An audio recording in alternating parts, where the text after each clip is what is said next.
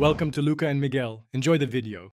You start by confirming prerequisites, a Python 3, X environment, and the correct DB driver.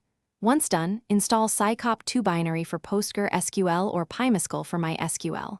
You then prepare credentials, host, port, user, password, database, and enable SSL if required. Make sure to use a virtual environment and never hardcode secrets. Next, test network reachability to the server if you cannot reach the host. Fix firewalls or VPN first. Then open your editor and create a minimal connection snippet.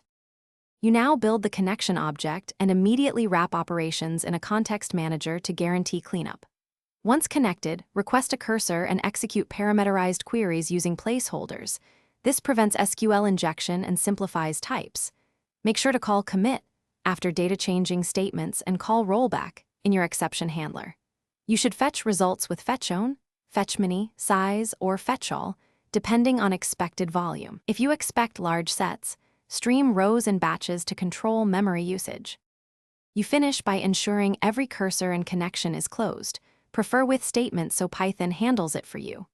Once done, consider a connection pool for web apps to reduce overhead.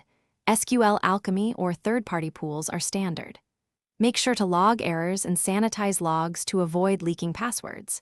If things go wrong, first verify credentials and network reachability, then check driver compatibility and error messages. A quick retry can reveal transient network or auth hiccups.